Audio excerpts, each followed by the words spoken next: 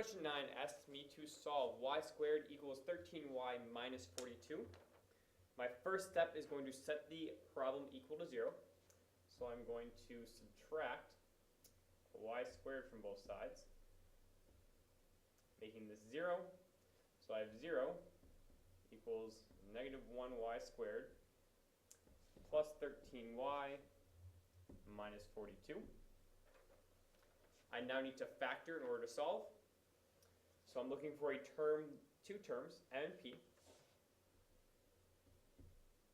that are equal to a times c. So I have negative 1 times negative 42, which is a positive 42.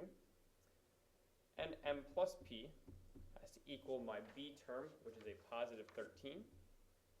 So my factors of 42 are 1 and 42, 2 and 21. And then I also have 3 and 14 and 6 and 7.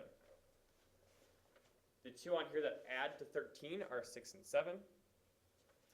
So I'll break my 13y into 6y and 7y. So I have negative y squared plus 6y minus 42 on this side. I can then group my terms. From the front side, I'll go ahead and pull out a negative y. So I have negative y. On the left, I'll have y minus 6. Remember, I pull a negative out in front to change my terms inside. And that's going to be plus. I take 7 out of the back terms. I have y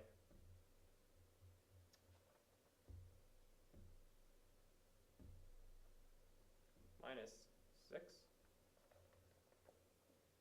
I can now factor out a y minus 6 from both terms. So I have y minus 6. Then left I have a negative y plus 7. And that equals 0, right from this top part right here. My next step will be to use the zero product property.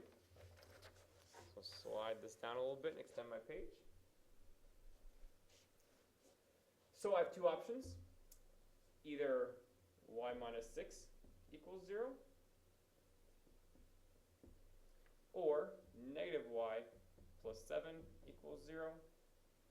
Starting on the left, add 6 to both sides, y equals 6.